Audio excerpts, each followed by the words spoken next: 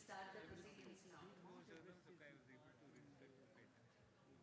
Good morning to everyone. A warm welcome to all our distinguished guests, respected scholars, librarians, researchers, publishers, and dear delegates joining us here at the venue and online from across the globe. We are delighted to have such an enthusiastic and diverse audience with us today. On behalf of the organizing committee, it is my great pleasure to welcome you to the inaugural session on the third Global Summit on Diamond Open Access. The conference stands as a collective commitment towards openness, equity, and sustainability in scholarly communication. And today, we begin these important conversations together. May I now request all our distinguished dignitaries to kindly come over on the dais. Dr. Tushar Kante Behra, Anuradha Agarwal, if she's here, then Lydia, Korma Rao, Zainab, Alice, Marian, Pedro, Remy. Once again, I request Zainab, Alice, Marianne, Pedro, and Remy, all the dignitaries to kindly come over on the dais.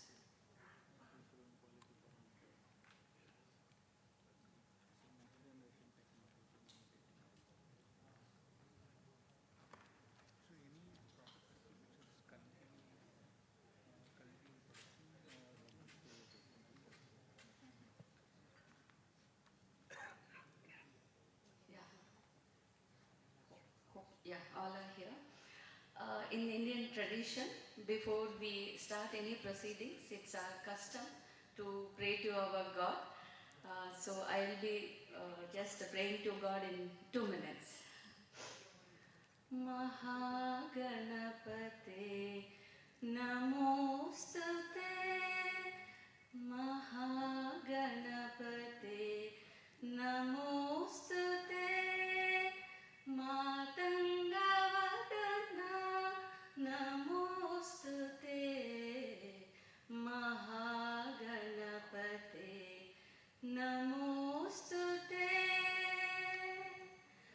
Adipujita Gananata Anandadayaka Gananatha Prathama Vandana Pranavakara Vigneshwara Vinayaka Vigneshwara Vinayaka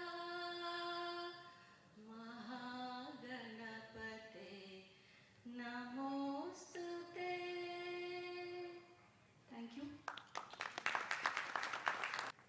Now I request our chair, Dr. Tushar Kanti Behra sir, for his formal welcome.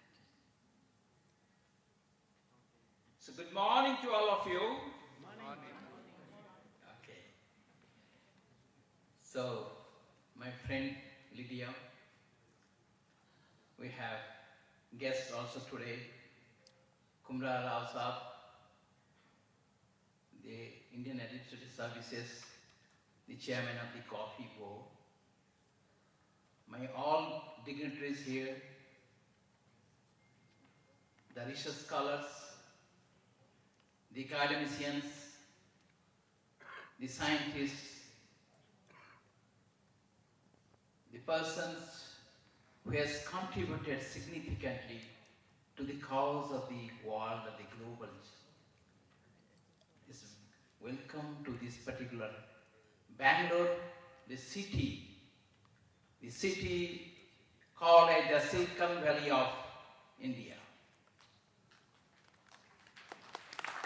We have culturally rich all the Indian people here with different languages, different technocrats, different way of living in this particular country are here.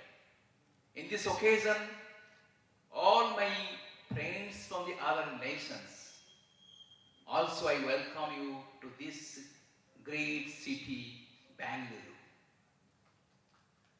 As I mentioned, today we are discussing, I will say very few words.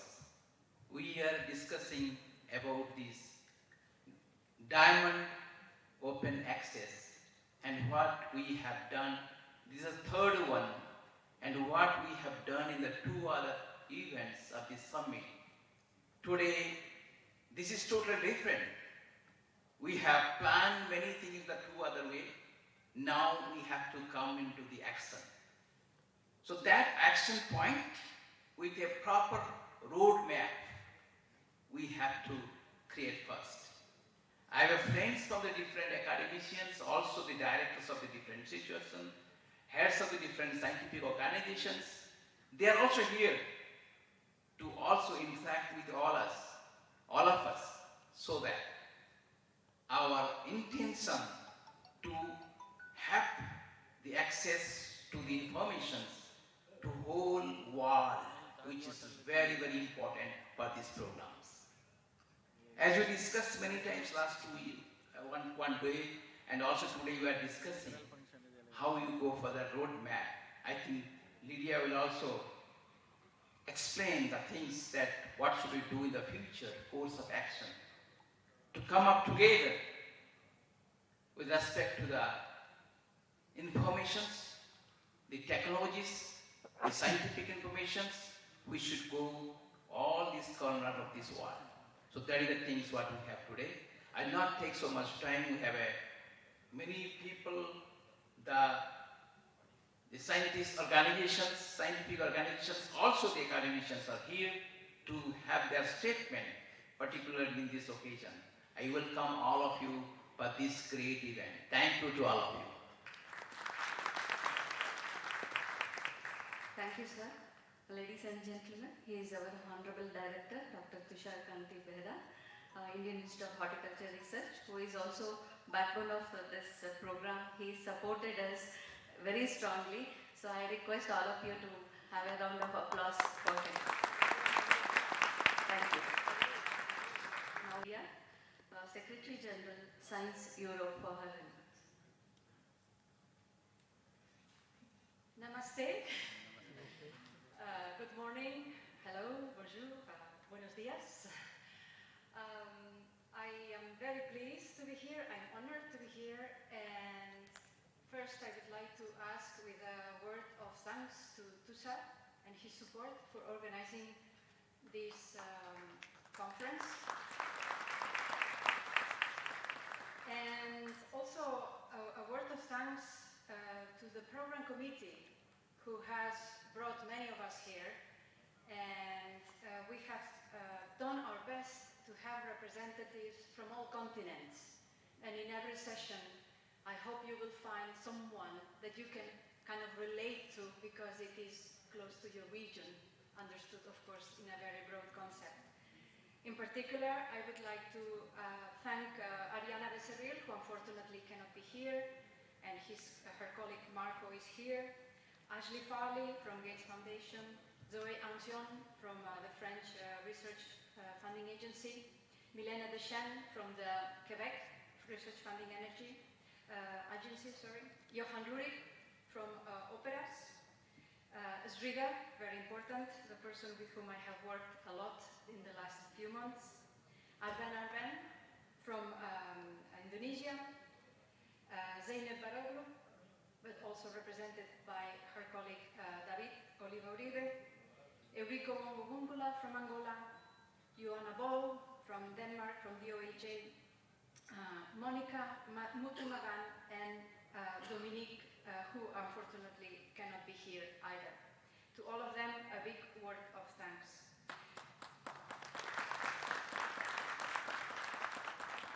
So we are here, third Global Summit after two very important global summits held first in Mexico in 2023 and in Cape Town in 2024, where through, again, a gathering, a very multinational, we came up with principles and values that we want to stand for.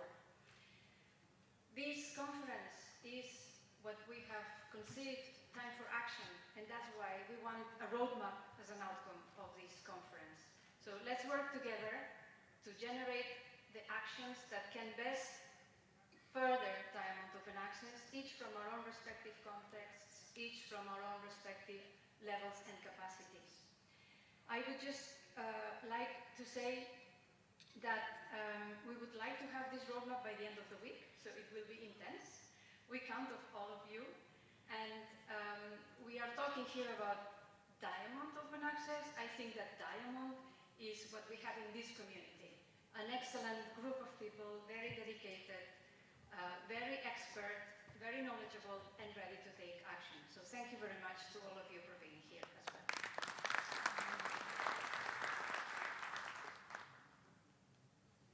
Thank you, Lydia. Lydia is actually the architect and who is taking the flag of Global Summit on Diamond Open Access. This is the third one she's successfully organizing, and she, in the coming days to come, she is having many more programs to promote this Diamond Open Access. We sincerely thank you, Lydia, for all your efforts. And may I now request Sri Kurmarao M, IAS, CEO and Secretary, Coffee Board, Government of India, for his remarks.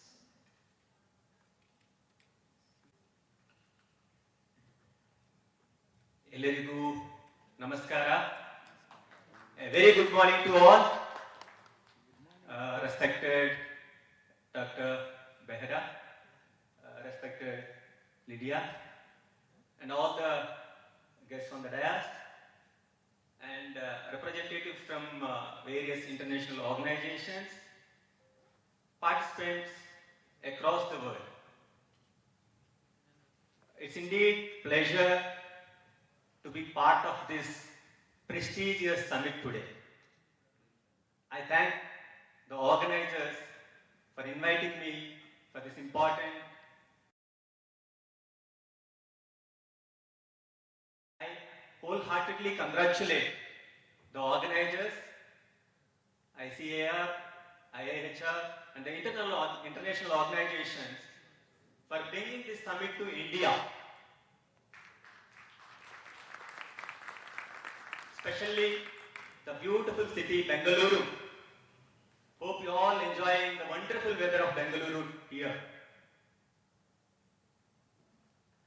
In fact, my director, Dr. Senthil, he is mentioning, sir, it is an opportunity for us, Coffee Board, to be part of this great initiative which is happening here in Bengaluru, because our Coffee Board of India head office is located in Bengaluru. We are all proud to have this event here in Bengaluru and especially in India. Thank you so much for organizing this event. In fact, I am going through the schedule. We have seen everywhere coffee. In fact, coffee break. Thanks for that. So, we would like to see coffee research as well in all the forum and discussions. In fact, I'm very happy to say that we have Central Coffee Research Institute in India, in Baliganur near Chakmangalur in Karnataka, which has just celebrated recently in December 2025 centenary celebrations, 100 years of research. So we are proud to say that that is the institute dedicated to the research of coffee wholeheartedly. And in fact, during the centenary celebrations, I'm just mentioning to Dr. Behra as well, we have released various technologies and different varieties as well. So it's very kind of happy to say that we are very interested to associate it with this kind of noble initiative which is happening here today. In fact, first, when I see about this summit, it is completely community driven and it is non-commercial. It's kind of collaborative effort kind of thing. As I can see, we have various international organizations policy makers, heads of institutions, researchers, librarians, journal editors, and various stakeholders come together in this kind of summit. It's a kind of coordinated action towards achieving, the final objective is towards achieving the diamond open access. In fact, I'm going through, I just asked Dr. Senthil also, what is this diamond? So I'm going through the literature I'm seeing in the UNESCO website. I'm just seeing there is a gold, there is a green, and there is a diamond. So this is the Diamond Open Access Summit actually. That's really great to see, where the resources to be accessible to all. In fact, so Dr. Senthil is mentioning to me, it is science for all, sir. It is resources accessible to all in a kind of equitable and inclusive manner. So it's a great objective indeed. And the publicly funded research towards the public good. So really great initiative, great objective, a great goal in fact. So I once again congratulate the whole organizers and team for doing such a wonderful summit today here. In fact, it goes on for quite some days. And wish a great success for this summit. And with the kind of deliberations and discussions, hope to see kind of practical solutions towards the end of the summit. So I once again thank you all for giving me this opportunity. Thank you all. Thank you, sir. Ladies and gentlemen, yesterday we have, on behalf of organizing committee, we have given you all a coffee gift hampers. Let us put a round of applause for Sri Kurma Rao, representing Coffee Board, for supporting us. Thank you so much. Uh, Now, I request Srimati Anuradha Agarwal, Project Director, ICR, Directorate of Knowledge Management in Agriculture. She has come all the way from Delhi. Ma'am, please.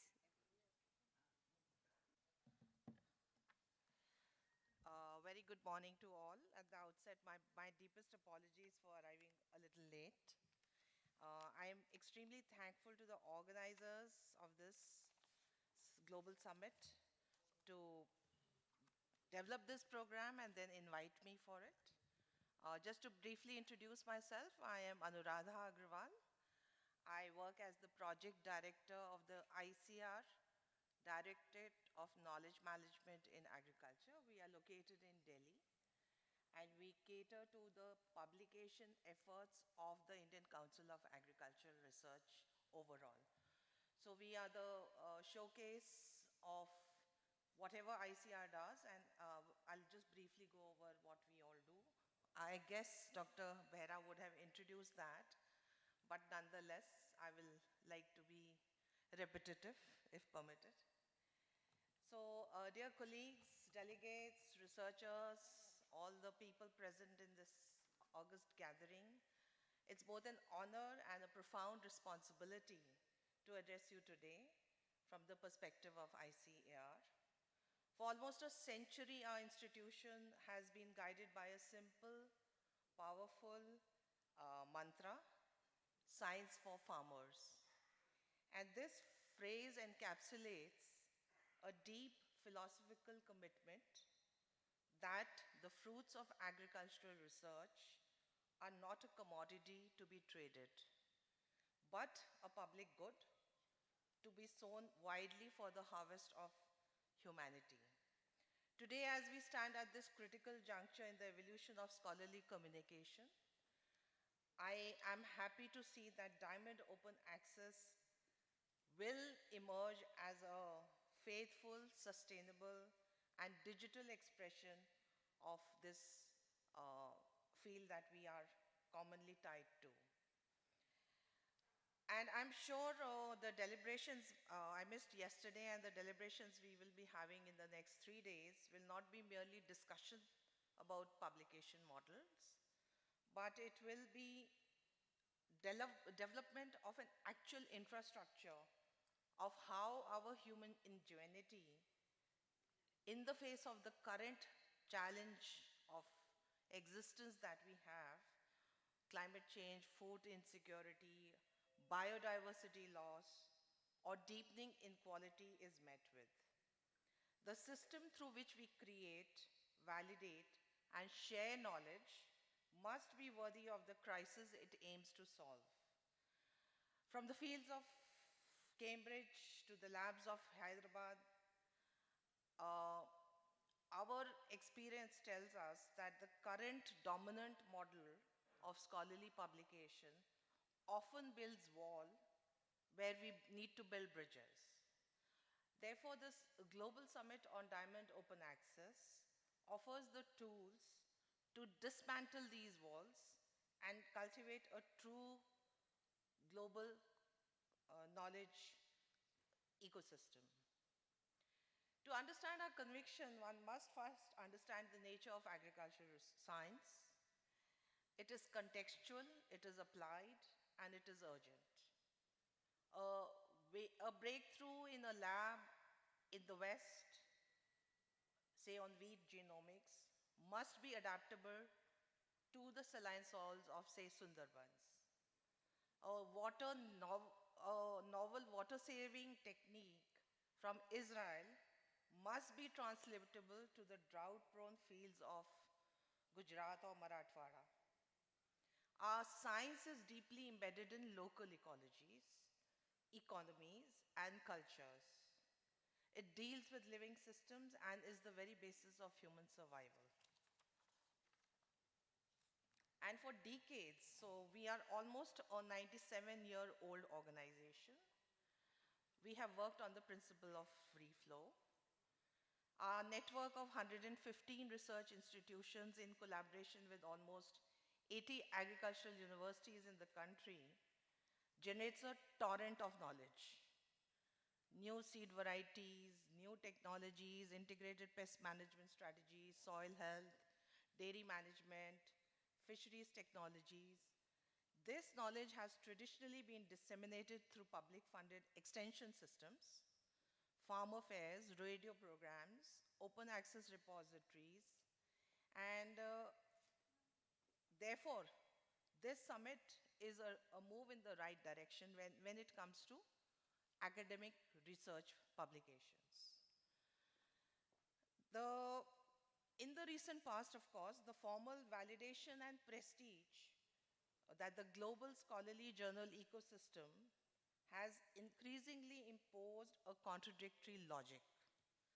We have found that our scientists, funded by public money, conducting research for the public benefit, but end up transferring their copyright to the findings of commercial entities of good, prestigious journals. The institution again has to pay, sometimes very exorbitantly, to read the aggregated knowledge of the world. This has created a catch-22 situation. Public funds were used to create knowledge, but again, public funds have to be invested to read that knowledge back. So we need to break this situation.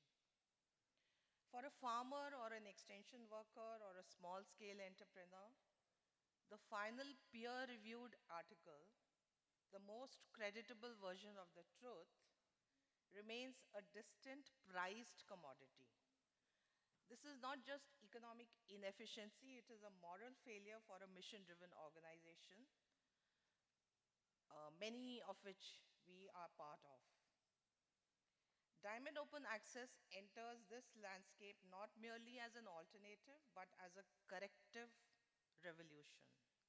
Its core principle, no fees for the authors or the readers, community-led governance, and a commitment to equity are not abstract ideals. They are operational necessities for a truly global and impactful agricultural science and other sciences. So I'm sure during the course of the next 3 days, we will be deliberating on the practical and effective models of making Diamond Open Access work. We all realize, as being part of one or the other ecosystem, the challenges of funding in this model. So I look forward to the models that have been developed, that are being sustained, and will be deliberated upon and take it forward into action, not only within the ecosystem but around the globe. During my presentation, subsequently, I will be showcasing how the Directorate of Knowledge Management in Agriculture is practicing the Diamond Open Access philosophy through our journals, our magazines, and how we plan to expand that. So I wish all the organizers, the participants, and delegates over here a very, very successful deliberations. And once again, I thank the organizers, especially Dr. Behra, Lydia, and Sridhar for inviting me and providing an opportunity to interact with eminent personalities around the room. Thank you very much and best wishes.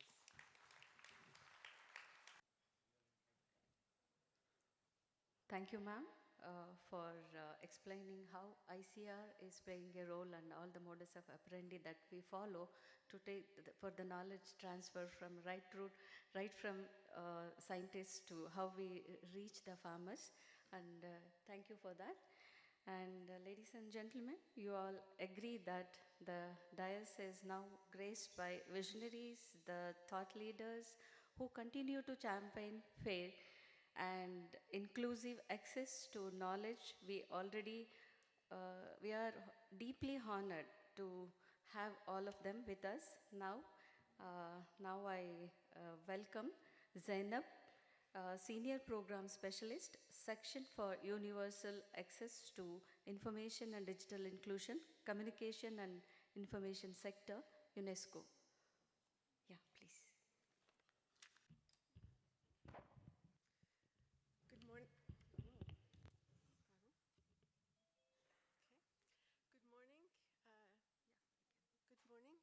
My name is Zeynep Voroglu, and it's a great pleasure to be here. Excellencies, distinguished. Okay. Is this better? Yeah. Okay. Excellencies, distinguished delegates, colleagues, ladies and gentlemen.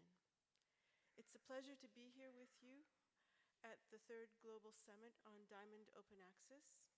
I warmly thank our chairs for their leadership, Dr. Tushar Kanti Behera, Director of ICAR, Indian Institute of Horticultural Research, Dr. Arunda Agrawal, Project Director of the ICAR Directorate of Knowledge Management in Agriculture, Ms. Lydia Borel-Damian, Secretary General of Science Europe, and Mr. Kurma Rao, IAS CEO and Secretary of the Coffee Board of India.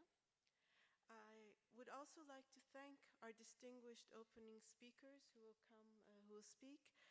Her Excellency, Ms. Dr. Alice de Fetimo Pinto de Seta y Almeida, Secretary of State for Science, Technology and Innovation of Angola. Mr. Meran Dacos, National Open Science Coordinator of the French Ministry of Higher Education and Research.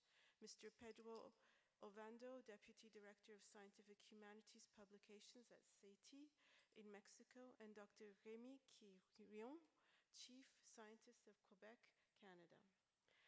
Our presence here today reflects a shared recognition that access to knowledge plays a role in shaping how societies learn, innovate, and cooperate in a rapidly changing world.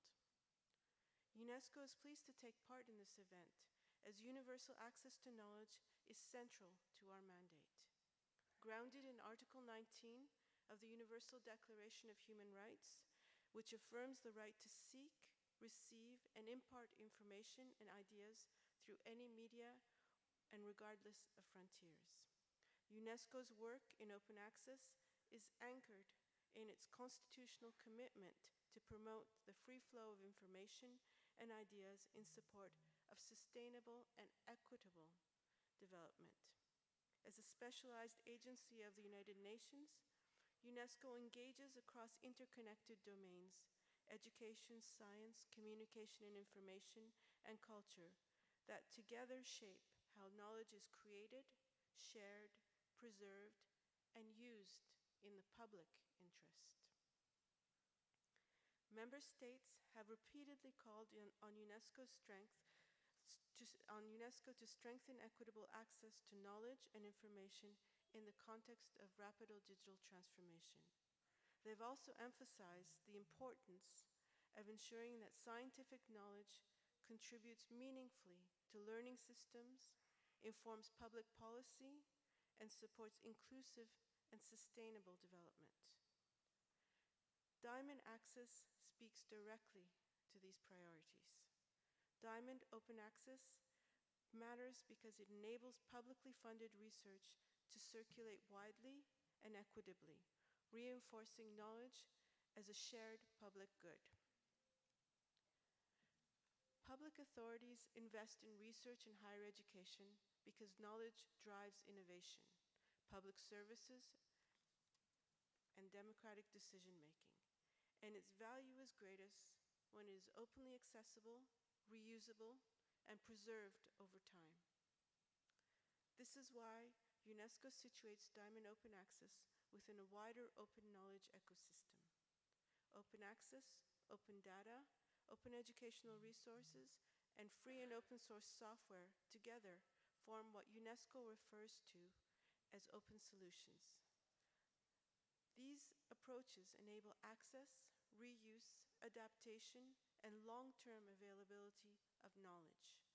They connect research with learning, support multilingualism and bibliodiversity, and contribute to more resilient and interoperable digital environments. The UN Global Digital Compact and the UN Pact for the Future reaffirm that digital transformation must be inclusive, cooperative, and oriented towards public interest. The 2030 Agenda for Sustainable Development recognizes access to information, quality education, innovation, and partnerships as essential enablers of sustainable development. The UNESCO 2021 recommendation on open science reflects a collective commitment by member states to scientific knowledge that is openly accessible, inclusive, and reusable, while safeguarding quality, integrity, and academic freedom. Diamond Open Access provides a practical pathway to advance these principles in the area of scientific publications. We are meeting at a moment when this systematic approach is gaining real momentum. UNESCO's consultation on a global Diamond Open Access framework gathered nearly 2,900 responses from over 90 member states. The findings show broad recognition of Diamond Open Access as an approach closely associated with equity, inclusion, multilingualism, and the public interest, alongside clear priorities for a stronger shared infrastructure, sustainable funding mechanisms, and improved recognition within research and assessment systems. The exchanges at this summit, at the time when choices around infrastructure, funding, and governance will have lasting impact. This is an opportunity to strengthen coherent, interoperable, and publicly governed systems that can be sustained over time. When we speak about Diamond Open Access, we're ultimately speaking about people. We're speaking about researchers who want their work to be visible, reusable, and preserved. We're speaking about educators who seek to connect research with teaching and learning. We're speaking about students and communities, especially in the Global South, who benefit when knowledge circulates freely across languages, disciplines, and borders. This event is an opportunity to move from shared principles to coordinated action. The dialogue over the coming days will help clarify where priorities align, where capacity is needed, and where partnerships can accelerate progress. Guided by UNESCO's medium-term strategy 2022 to 2029, the organization, UNESCO, advances Diamond Open Access through 5 core functions: through standard setting, capacity building, its role as a laboratory of ideas and a clearinghouse, and as a catalyst for international cooperation. We look forward to working together with you in these areas. The opportunity before us is clear and the momentum is strong. By moving forward together with shared purpose and coordination, we can meet the expectations of this moment. Over the coming days, we have a valuable opportunity to turn shared ambition into collective action. I'm sure we'll have productive discussions, open and constructive exchange, and the resolve to act on what we learn together here. Thank you very much. Thank you, Zainab, for explaining the role of UNESCO in taking this knowledge sharing event forward. Ladies and gentlemen, may I now invite Alice de Fatima Pinto de Citia e Almeida, Secretary to State, Science, Technology and Innovation from Angola. Good morning.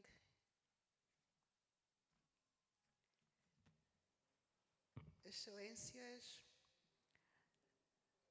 Tussar Berreja,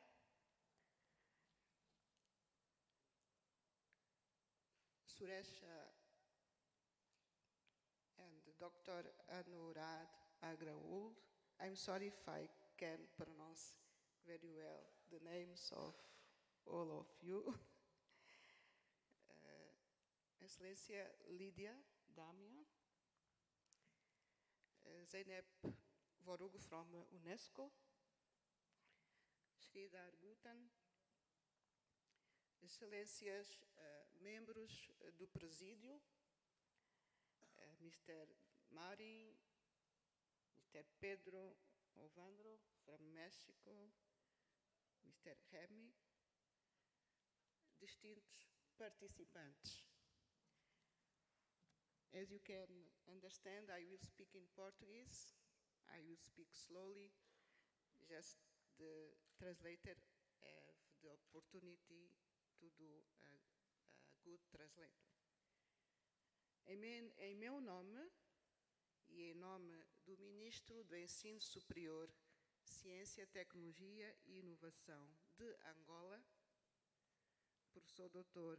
Albano Vicente Lopes Ferreira, agradeço pela oportunidade de intervir nesta cimeira de acesso aberto Diamante e, mais uma vez, ter a oportunidade de acompanhar entusiásticos debates sobre a comunicação científica global baseada em princípios de equidade, inclusão e cooperação, aproveitando o espaço para estender uma especial atenção ao povo indiano pela calorosa recepção e carinho no acolhimento da delegação que me acompanha. Para os países africanos, o acesso aberto ao conhecimento científico é uma condição fundamental para o desenvolvimento sustentável, para a formulação de políticas públicas eficazes e para a resposta aos desafios sociais, econômicos e ambientais que enfrentamos diariamente. O cenário da produção científica em África enfrenta barreiras estruturais, como os elevados custos de publicação impostos pelos modelos comerciais, a dependência de editoras externas ao continente e a reduzida visibilidade internacional da investigação produzida localmente.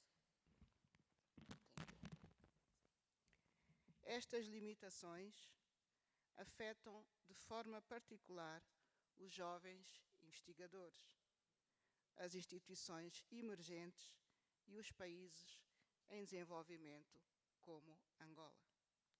O modelo de acesso aberto Diamante, ao eliminar custos tanto para autores como para leitores, promove justiça cognitiva, soberania científica e circulação livre de conhecimento, como bem público geral.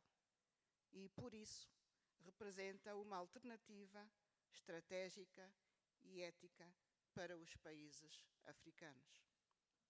Excelências, senhoras e senhores, Angola, através do seu Ministério do Ensino Superior, Ciência, Tecnologia e Inovação, prossegue na implementação de iniciativas alinhadas com a recomendação da Unesco 2021 sobre ciência aberta, com destaque para o repositório angolano de acesso aberto, a ligação com o repositório da Comunidade de Países de Língua Portuguesa, CPLP, e a necessidade de integração com outros sistemas nacionais, regionais e internacionais. Angola tem vindo a incentivar práticas de ciência aberta para fortalecer o ecossistema científico nacional, visando o reforço das editoras universitárias para a criação de uma rede angolana de revistas científicas com política de acesso aberto. Recentemente, em parceria com a Unesco, a Universidade Autónoma do Estado do México, a Redalic Amelic, a Comissão Nacional da Unesco para Angola e duas instituições de ensino superior, a Universidade Oscar Ribas, aqui representada pelo magnífico reitor Eurico Gungula, e a Academia de Ciências Sociais e Tecnologia, a CIT, também aqui presente, foi realizado um workshop nacional para o fortalecimento das iniciativas de ciência aberta e consolidação de revistas científicas de acesso aberto em Angola, reunindo 18 instituições do ecossistema científico e académico nacional, incluindo órgãos governamentais e entidades da sociedade civil. Este encontro marcou uma etapa importante para sublinhar a relevância da dinamização da política nacional de ciência aberta em Angola. Estando em curso o processo de implementação na Universidade Oscar Ribas da Cátedra da Unesco de Ciência Aberta, Digitalização Responsável e Impacto Social, no âmbito do programa Win-to-Win Cátedras da Unesco, estamos convictos que vai contribuir para a promoção do acesso aberto ao conhecimento, a inclusão digital, a justiça social e o fortalecimento das capacidades científicas em África, em consonância com a Agenda África 2063. Todas estas iniciativas demonstram o compromisso de Angola com um sistema científico mais inclusivo e colaborativo. E, mais uma vez, Angola está presente consecutivamente na terceira Cimeira Global sobre Acesso Aberto Diamante, reafirmando o seu compromisso com o fortalecimento do movimento global de acesso aberto diamante. Excelências, senhoras e senhores, o futuro da ciência deve ser construído com base na solidariedade, na cooperação e no reconhecimento do conhecimento como um bem comum. Angola reafirma o seu compromisso em trabalhar com os países africanos e com a comunidade internacional para fortalecer cada vez mais um ecossistema de ciência aberta que sirva verdadeiramente os povos do sul global e encoraja os Estados africanos a integrarem o acesso aberto diamante nas suas políticas nacionais de ciência, tecnologia e inovação, reconhecendo-o como um modelo que responde às características e necessidades do contexto atual.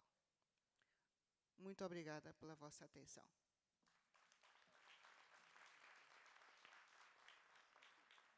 Thank you, Alice, for explaining in detail of whatever Angola is doing in this direction. Ladies and gentlemen, may I now invite Marin Decos, National Open Science Coordinator, French Ministry of Higher Education and Research, and I think he's having a presentation in English. So do you have my presentation? Should I have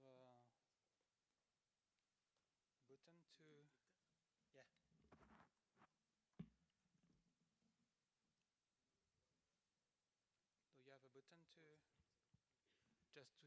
Okay. It's already okay. Okay, I can see it, and I have the button now. Thank you very much.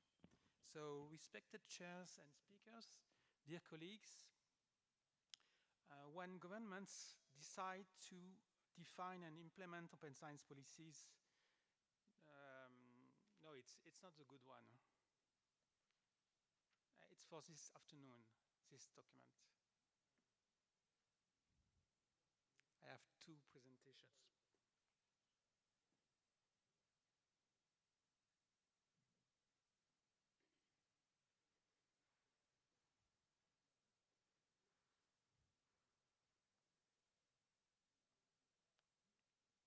So should I proceed without my? It's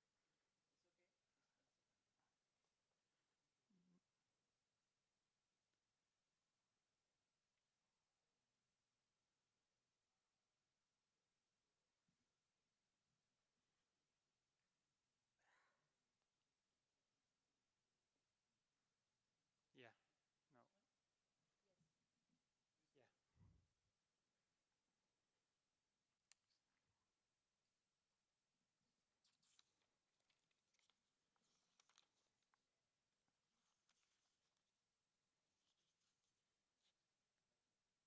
Okay.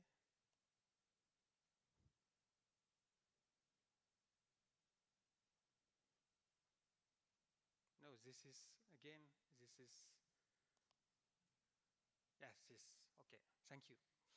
So, sorry for that. When government decide to define and implement an open science policy, as France did, they have to address systemic issues and consider open science in all its dimensions. This is a real reason why we need to address on the same policies the question of open access to publications, but also sharing data and research software, sharing the results of clinical trials, develop open science, digital open science services and skills, implement change in the research assessment system in order to promote open science practices. No, France has developed its own open science policy since 2018 with the publication of our National Open Science Plan, with a major update in 2021, the second French plan for open science. One of the ambitions is to promote bibliodiversity. We define bibliodiversity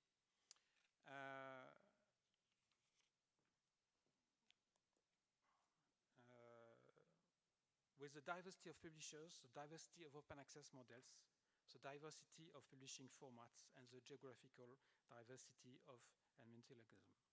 While speaking with open access to publications, policymakers face a number of complex challenges. In particular, they have to consider the diversity of open access routes.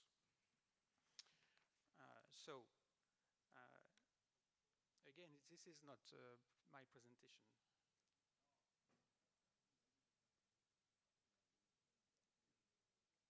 It's called opening statement.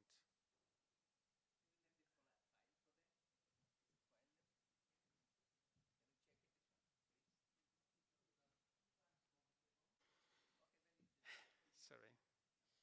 So,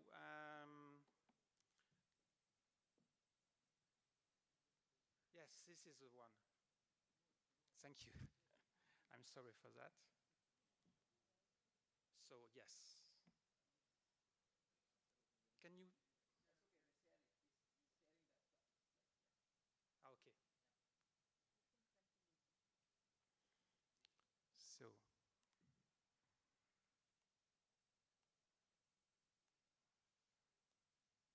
So yes, I talked about bibliodiversity, but you have to deal about the gold model too.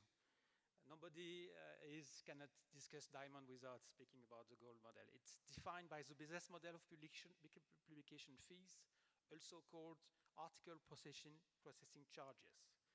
There are three well-identified risks at stake in such a model. The first is the budgetary burden. In France, we estimate that we spend 30 million a year of APCs This is on the top of the 90 million euros of subscription spending in France. This is growing and this is not sustainable. The second issue with a gold model is that it's based on the capacity to pay a fee in order to publish. This is generating substantial inequality among institutions, regions, and disciplines. This is not equitable. And this model, third, rewards volume over quality, as publishers profit from publishing more papers rather than better ones. Given the importance of this model, we need to negotiate with publishers to protect our researchers, and we need to develop robust and efficient alternatives. The so-called green model is defined by the willingness of authors to deposit their papers in open access repositories. Open archives like Archive or HAL in France are a great success and have done a lot, major contribution to open access. They have opened millions of papers. This is a major way to preserve our research heritage in a long-term archive. It's complementary to Diamond. So Diamond Open Access now, the so-called Diamond Open Access does not require payment of publishing fees. The operating costs are covered by other means than subscription for closed content or by publication fees. This model has been politically supported at European level by Council conclusions. The Council conclusion of 2023 in Europe on high quality, transparent, open, trustworthy and equitable scholarly publishing are a major political step by 27 members of the European Union in favor of Diamond Open Access. One of the goals of the conclusion of the text is to support diversity and ensure equity in scholarly publishing. In particular, it strongly supports publishing with no cost for authors or readers. In Europe, there are a growing awareness of the existence and value of the Diamond model. Many initiatives are emerging. The Action Plan for Diamond Open Access, OPERAS, the European research infrastructure dedicated to Diamond Open Access in humanities and social sciences, the European Diamond Capacity Hub, and many more are shaping the landscape. The French open science policy is supporting publishing models with no fee for readers and no fee for authors. But there are challenges in Diamond. Let me address the challenges. The first is a choice. So first, I want to ask a question, where do French researchers publish today? They publish only 13% in Diamond today. 13% of the articles are published by French researchers are published in Diamond Open Access journals. This indicator is produced by the French Open Science Monitor. It could be seen as very low. However, we may consider it quite significant as it includes also publications in large non-Diamond publishers like Elsevier or Springer and others. The second figure illustrates the disciplinary distributions of publications venue used by French researchers. It shows that Diamond is well represented in humanities, in social sciences, in mathematics, and a bit in physics and astronomy. On the other hand, chemistry, engineering, fundamental biology, and medical research show very low figure of Diamond publishing in France. We should address this issue. We should have in mind these disciplines when shaping the future Diamond Open Access policies. Our ambition is that every French or European researcher should have a choice to publish in a Diamond Open Access journal.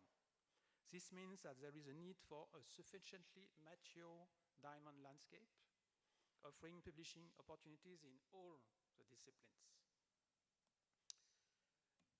So the first issue was choice. The second one is the diversity of Diamond models. In Europe, many journals are sustained by modest subscription revenues or short-term financial supports. These journals tend to be small and are usually published by university presses or small learned society. Some of them received in-kind contribution from research performing organizations. Most of them are Diamond Open Access already, but this does not cover all the journals. many of the journals wish to transition from closed to open access, sharing their ambition to contribute to open science. They are often reluctant to adopt the publication fee model and are instead seeking more transparent and equitable alternatives. Two models for them has been developed to try to help them to transition to open access. The first model is known as subscribe to open.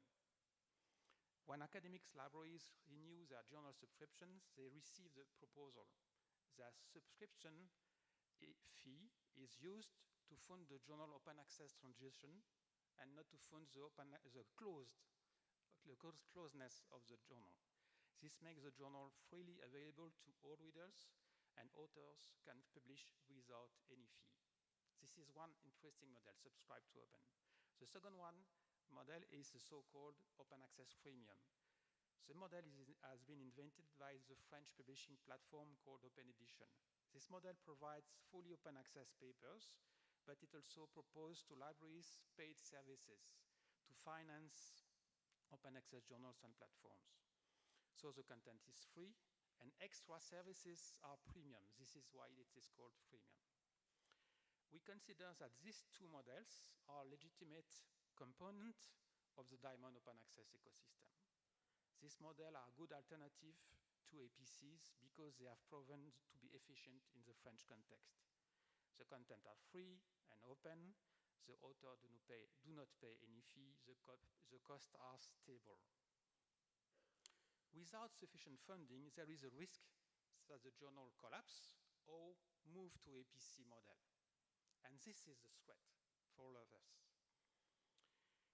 So the Diamond community should be as inclusive as possible to this diversity of models. And then the third and last topic is becoming a first-class publication venue. Our ambition is to help Diamond open access journals to become first-class publication venues. In some fields, they are already very well respected, visible, and legitimate journals, but in other fields, as I showed you, there is room for improvement. The landscape needs to evolve. To fix that situation, many initiatives are being developed. There are many things to do. We need more digital services and platforms. We need workflow services, publishing services, dissemination platforms. We need quality standards and an evolution of the research assessment system. We need also efficient and successful business model. Much has been done, much is still to be done. As a conclusion, I would like to say that the risk related to a world where publication fee would be the only model are very high. We need more diversity, we need more bibliodiversity.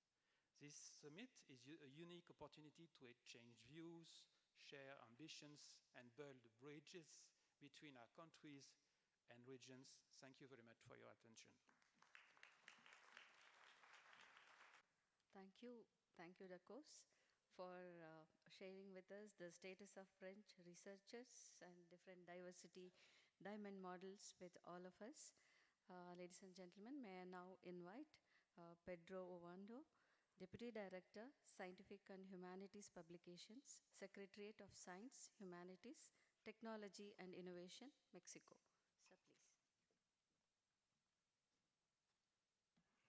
Sir, please. ¿Se escucha bien? Creo que sí. Good morning, everyone. It is an honor and a privilege to have the opportunity to share a message on behalf of the Mexican government at this important third Global Summit of Diamond Open Access. Please accept the warm greetings from the Doctora Violeta Vázquez Rojas Maldonado, Undersecretary of Science and Humanities at the Ministry of Science, Humanity, Technology and Innovation, la CECITI.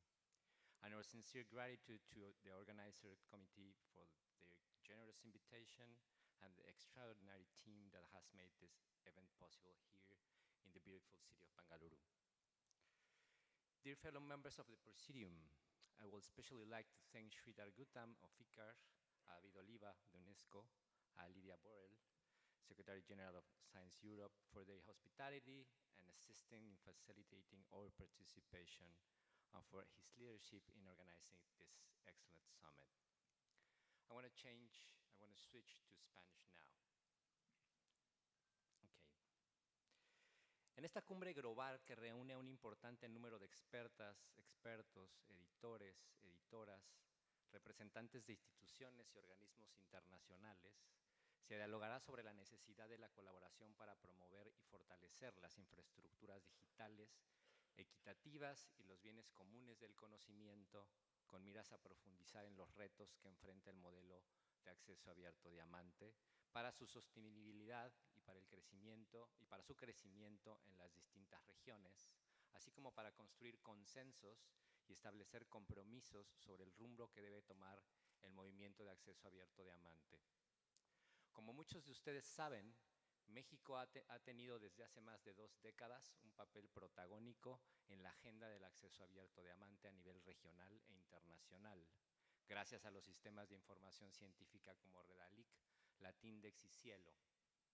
Si bien estas iniciativas y plataformas colaborativas se han consolidado como infraestructuras públicas de acceso abierto, es decir, financiadas con recursos públicos a través de universidades y centros de investigación, el Estado mexicano, como actor principal en la política científica, no había tenido una estrategia nacional en torno a las publicaciones de acceso abierto desde el año 2020.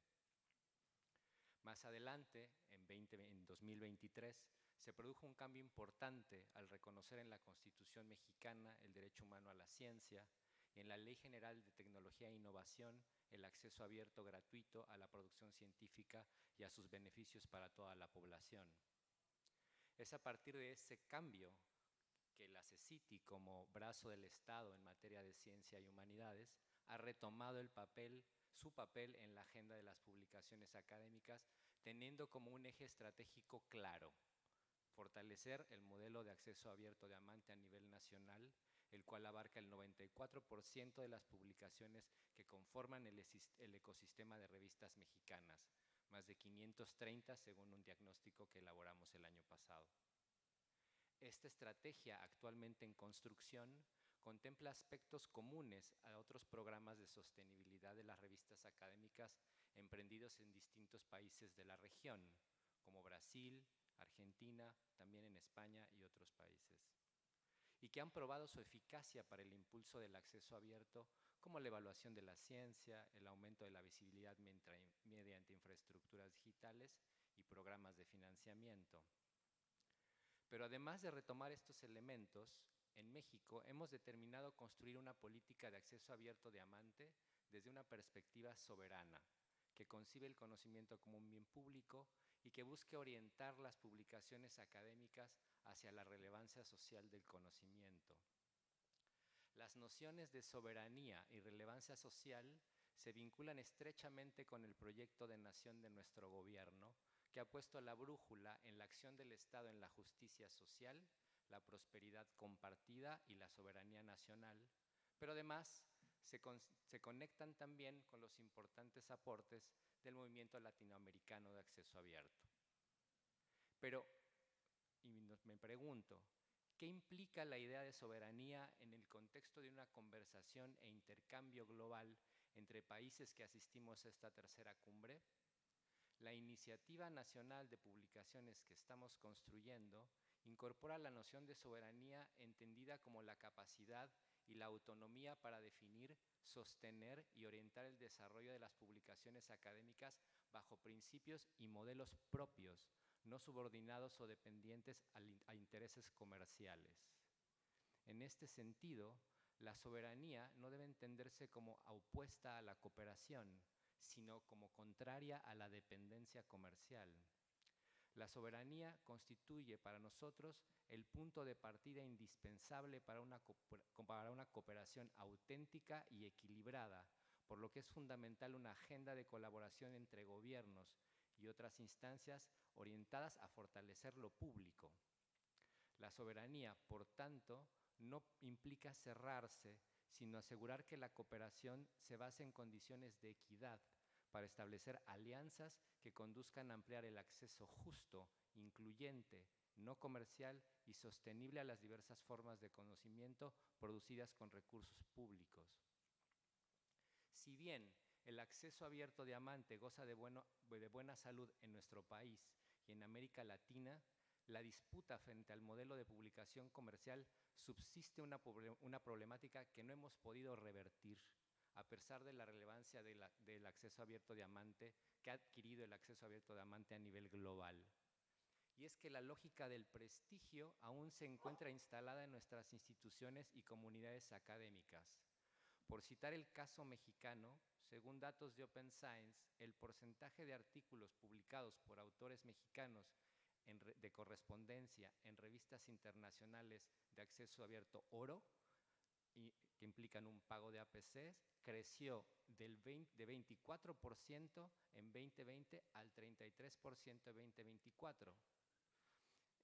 Como ya se ha mencionado, esa es una lógica que sigue imperando en nuestros modelos de producción de conocimiento. Esto afecta negativamente a las revistas Diamante, puesto que los resultados de la investigación financiada públicamente se concentran en revistas internacionales y se insertan en dinámicas comerciales de circulación del conocimiento monolingüe. Ello reproduce la lógica del factor de impacto en los programas de promoción y evaluación del desempeño académico y en el financiamiento a la investigación. Se trata de un problema estructural del sistema científico que el acceso abierto diamante por sí solo no va a lograr revertir. Por ello, un elemento central de nuestra política consiste en articular el acceso abierto diamante con otros sistemas de evaluación, particularmente con el Sistema Nacional de Investigadores que agremia a 44,000 investigadores, los cuales reciben un financiamiento del Estado por su producción científica. Además, hay que articular el acceso abierto diamante con los programas de financiamiento a los proyectos de investigación para que de ellos emanen artículos que se publiquen en las revistas Diamante.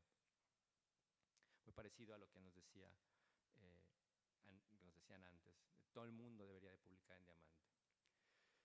El propósito es incrementar el reconocimiento de las publicaciones Diamante como parte de una estrategia más amplia orientada a impulsar un cambio integral en la política científica de México.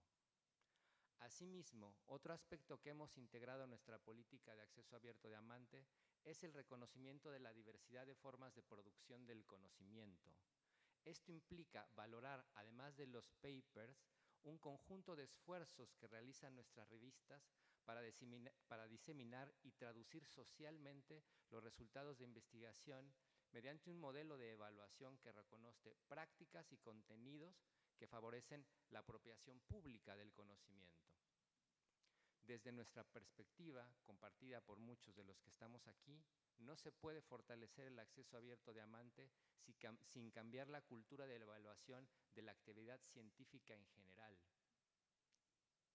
Así pues, conscientes de formar parte de una región vasta y diversa, y después de haber dialogado de cerca con las comunidades editoriales de nuestro país, estamos listos para retomar una conversación global, entusiasmados por escuchar y aprender de las valiosas experiencias de otras regiones, pero sobre todo con el ánimo de contribuir con nuestra visión del acceso abierto Diamante como un cambio del paradigma hacia una ciencia socialmente responsable y lograr que el conocimiento sea un bien común. Muchas gracias.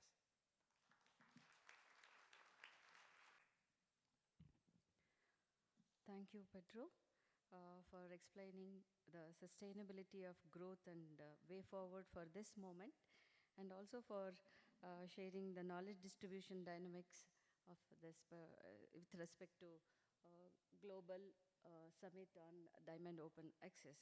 Ladies and gentlemen, may I now request Remy Quirian, Chief Scientist, Quebec, Canada, for his remarks. So please.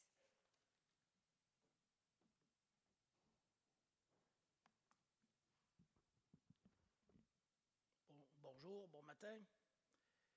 Dear colleagues from all over the world, organizer of this conference, it's really a pleasure for me to be back in Bengaluru. It's my fourth time in this beautiful city. When I left Montreal 2 days ago, it was minus 25 Celsius. So to be here today make me feel good. The key message of my talk today,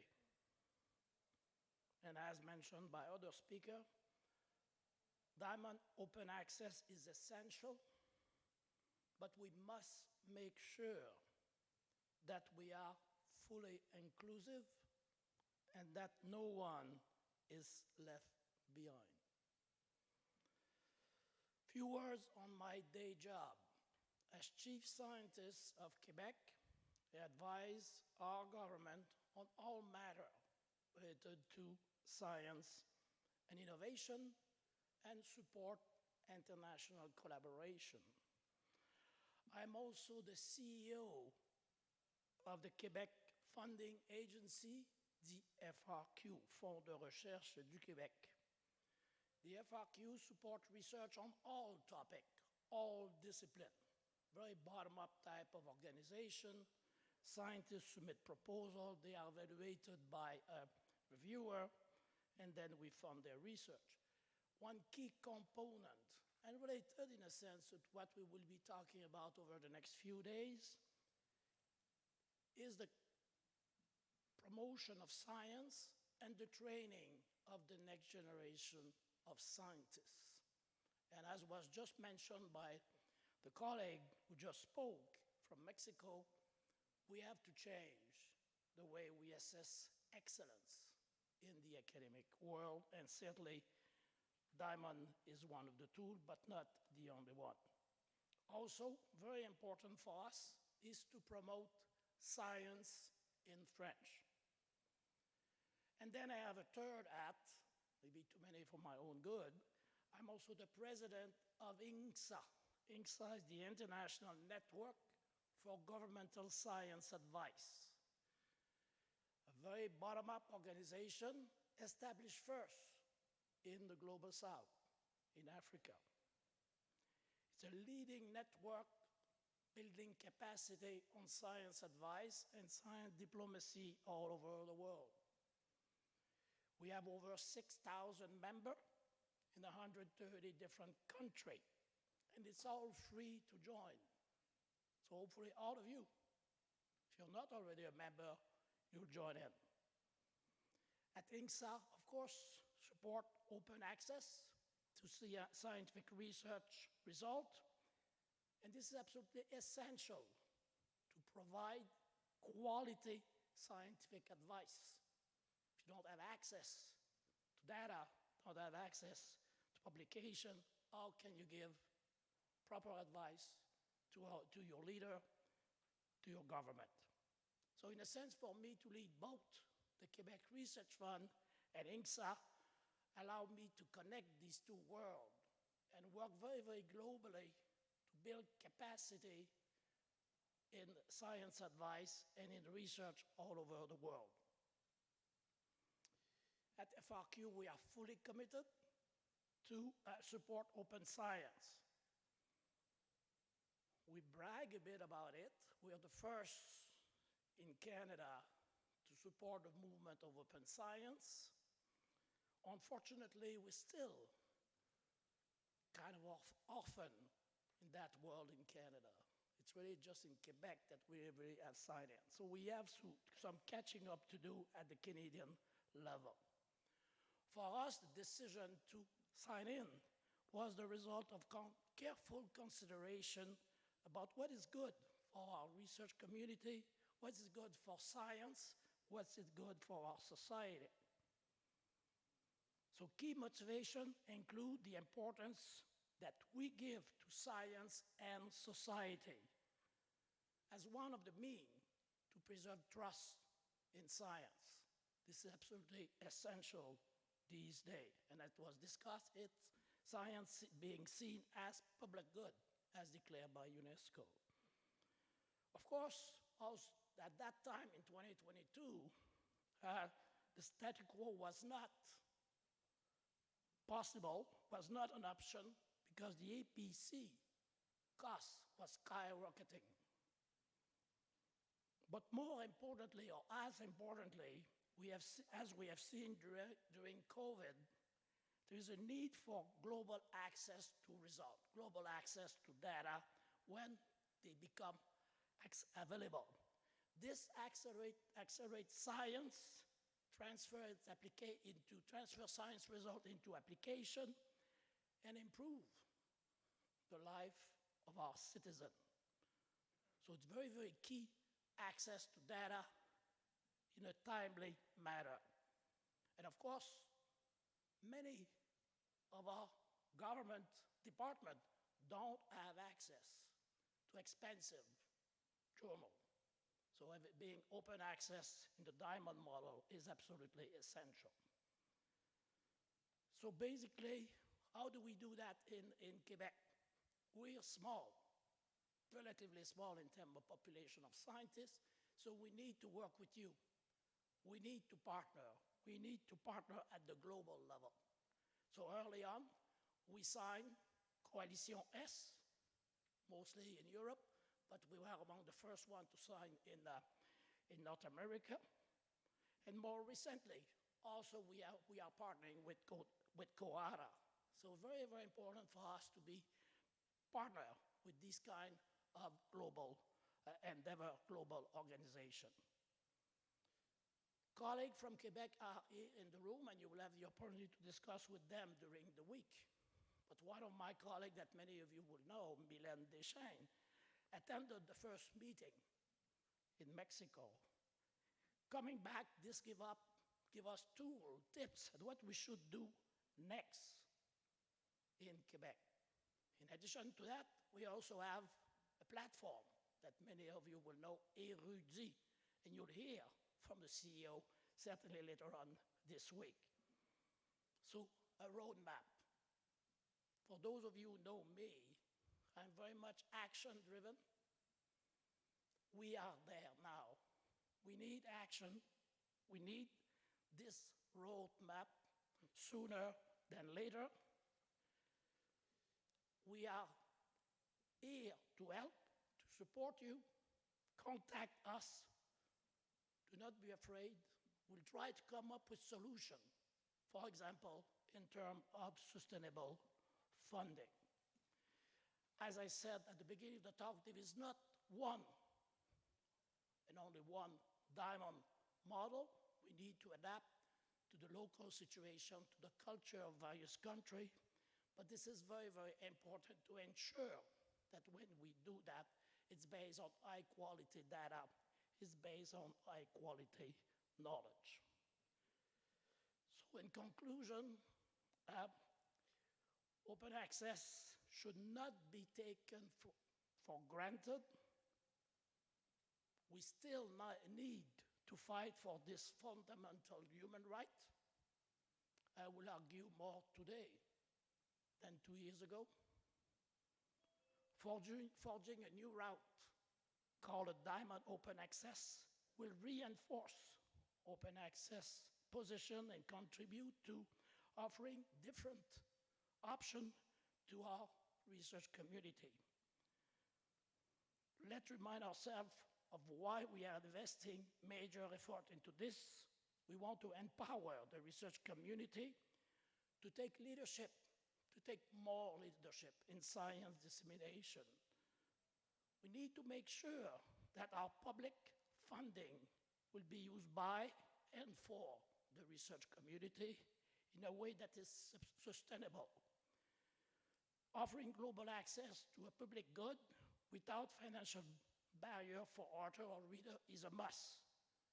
And we argue that this, in the end, will positively impact on the life of our citizen, our ultimate goal. So let's join force and expertise to make our vision for a diamond open route a reality. We indeed need a roadmap to navigate this kind of bumpy water and to land on a safe ground. INCSA and the FRQ are open for partnership, and I'm expecting that at the end of the meeting in a few days, the roadmap will be a reality. Merci beaucoup.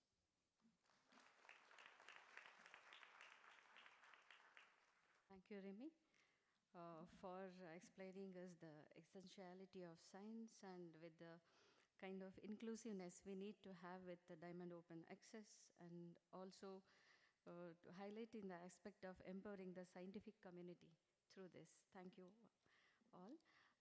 Ladies and gentlemen, with this we'll be breaking for coffee. Before that, I have two more announcement to make. Before breaking for coffee, we request all of you to gather outside for a group photo, and we'll be breaking for tea or coffee for 10 minutes only, as we have four online speakers, will be continuing this session. And I sincerely thank Melanie, Director of Ethics and Legal Affairs, who is the rapporteur of this session, for quietly making the notes of it. Thank you so much. I request all of you to gather for the group photo, and we'll break for coffee. Thank you.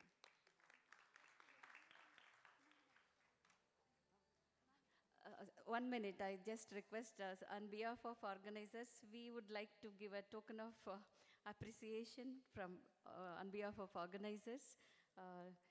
Yeah, please.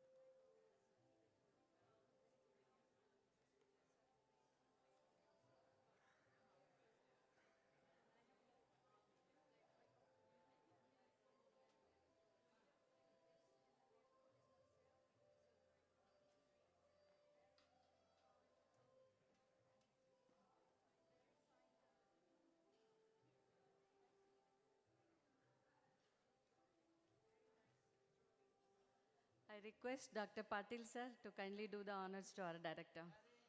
So see, yes, sir. I also request Dr. Sridhar Gautam to join us on the stage for a photo. Please come.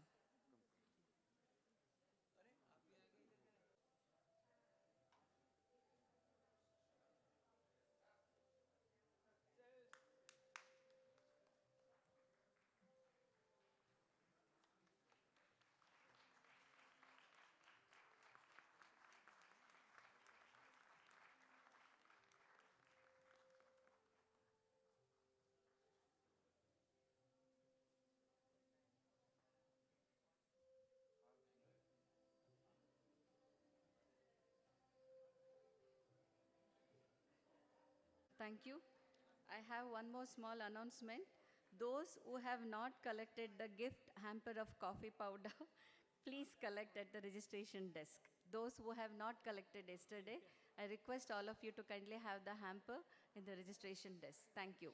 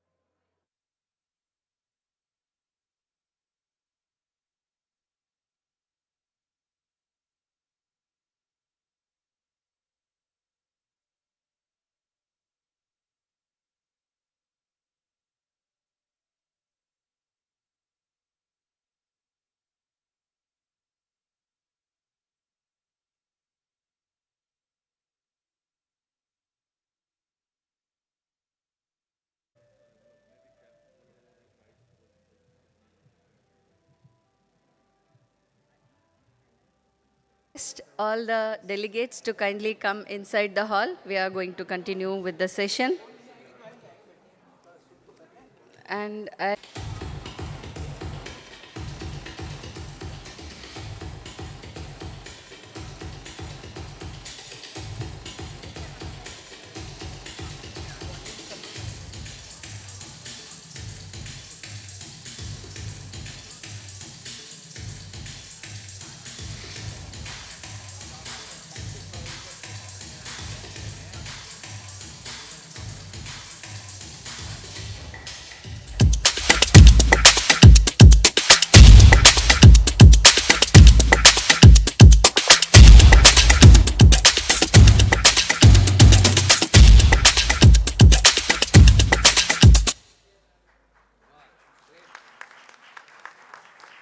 may I have Abhishek kindly come over on the Not stage hidden for 2 behind minutes. paywalls.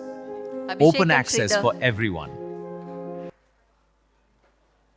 Knowledge should be available to all, not hidden behind paywalls. Open access for everyone. Yeah, Abhishek. Yeah, Abhishek is the one who prepared this comics videos for us. So, thank you.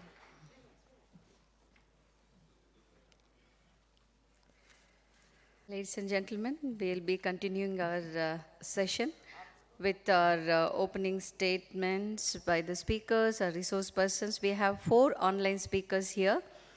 Now, I would like to invite Mari, President, Science Europe, for her remarks.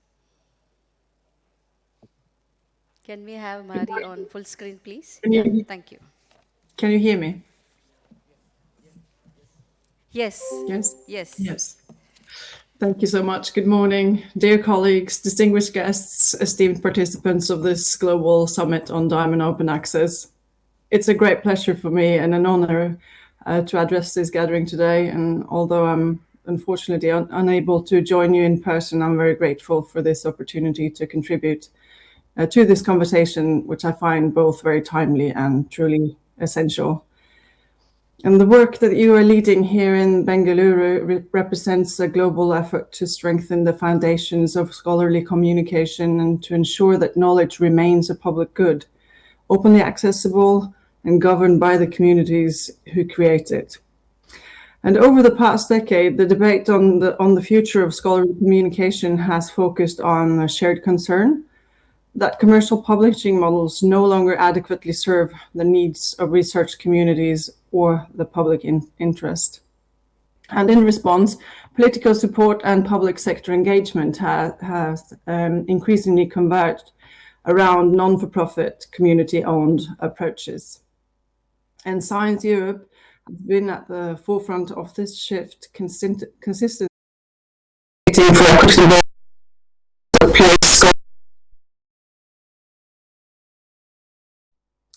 And among these, Diamond Open Access stands out as the compelling alternative, one that ensures research outputs that they're openly available without fees for authors or readers, and where governance and ownership rest firmly with the academic community itself. And a pivotal moment came when the publication of the Diamond Access Journal study in 2021, and it revealed for the first time the true scale and diversity of the Diamond Open Access ecosystem worldwide, which is inspiring. And building on this evidence, Science Europe, together with Coalition S, Operas, and the French National Research Agency, launched the Action Plan for Diamond Open Access in March 2022. And with its clear priorities on efficiency, quality standards, capacity building, and sustainability, the action plan has become a rallying point for the community, endorsed by hundreds of organizations and individuals across the global research landscape. And crucially, I think we in Science Europe have understood Diamond Open Access not as a purely European concern, obviously. This has to be a global ambition. And this is reflected in the deliberate effort to build an international community of practice around these global summits. And I really wish I could have been there with you today. I've really enjoyed the intervention so far. And from Toluca to Cape Town and now Bengaluru, these gatherings have reinforced the message that equitable, multilingual, multicultural, and community-led scholarly communication is a shared global goal. And at the same time, concrete infrastructure is taking shape amongst other places in Europe, most notably through the launch of the European Diamond Capacity Hub in January 2025, which aims to empower publishers, service providers, and national initiatives while remaining open to international collaboration. And the work being done here at this summit is of great importance for the future of academic publishing and for the future of science itself. And it's so inspiring to be part of it.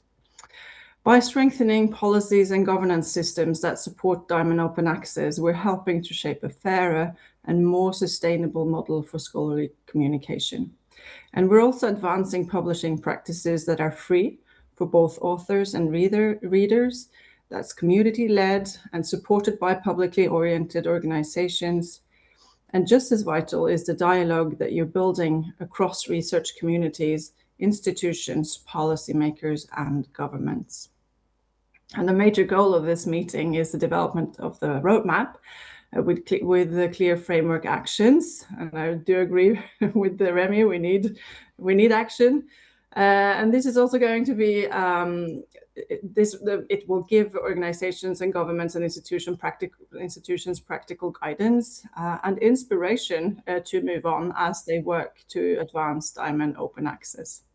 So again, I'm truly sorry that I can't be with you there in person today. I look forward to following the summit closely here from my computer in freezing cold Oslo. So I'll be following it throughout, and I'm especially eager to contribute to the important process of drafting the roadmap. So thank you very much.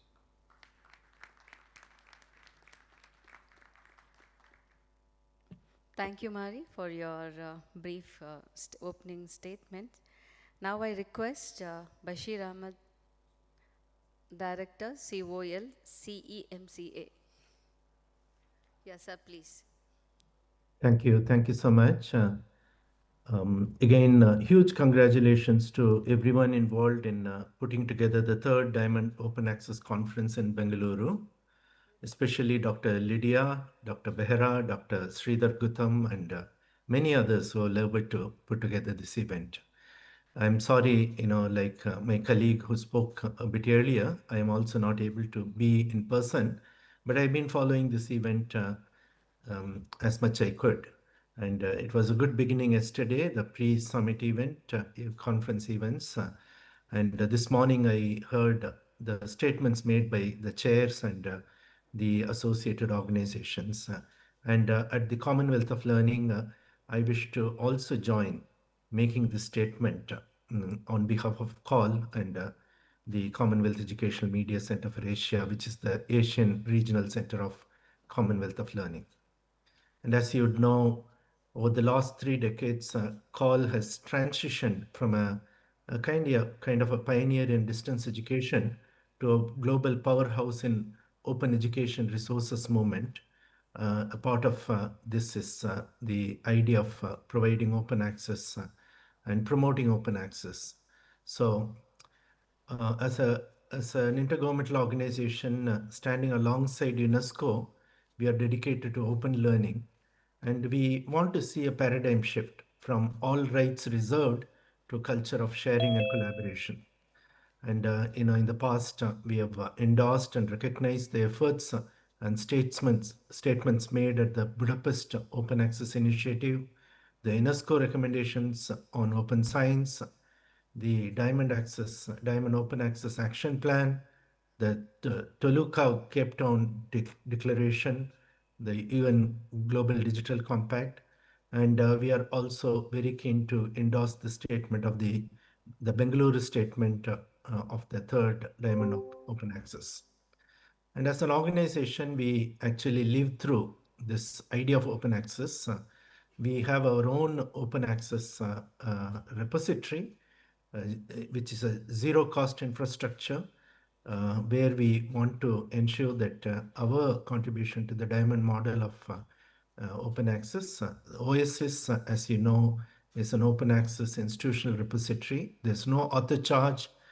Content is hybrid. Over 5,000 resources are available, largely peer-reviewed research papers, reports, and technical briefs.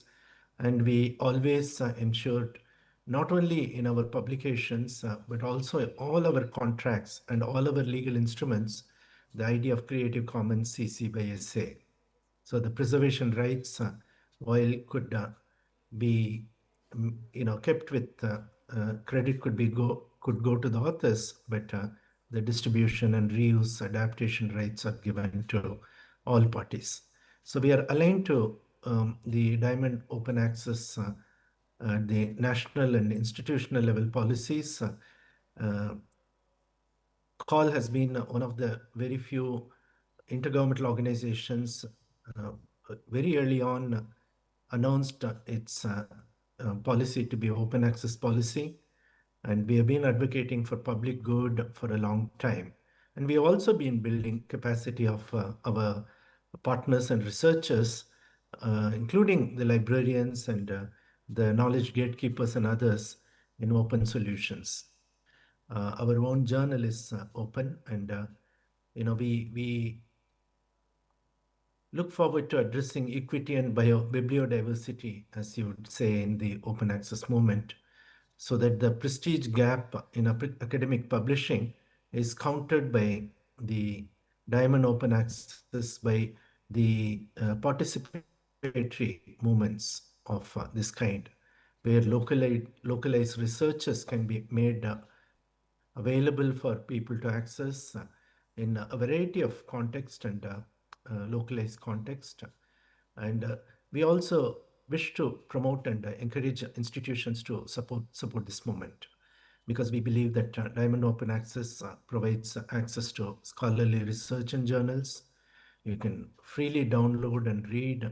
There's no article processing charge, and a large number of repositories, if they converge, could enable us to come together and create a core public infrastructure that could enable us to identify, locate, discover metadata, but also access the full volume, full access to the entire material in its entirety. We also stand by the third Diamond Open Access event and the declaration for an interoperable identifier agnostic ecosystem, where we believe that reducing dependency on a single provider is a need of the hour. We need to really complement each other, interoperate with one another, coexist in the ecosystem. So we should actually lower the access barrier and enhance the access possibility. So this would actually also lead to reduction of cost in access and also participation by a large number of researchers, regardless of their geographical location. And as an organization, we wish to commit ourselves to continue to build capacity of authors, publishers, editors, and particularly researchers in uh, education and skill development domain for their ability to create content and make these available in a qualitative manner. And we are also committed to multilingualism, particularly in geographies where we work, although we predominantly work in English, but we also recognize the need for multilingual content access availability. So we are highly dedicated to this moment. And now with the advent of AI, there are greater possibilities for us to open up access to content and high quality scholarly material in multilingual basis. So the AI India Summit, which is likely to happen, the Impact Summit in 2 weeks, 3 weeks time from 2 weeks time from now in Delhi itself is a good,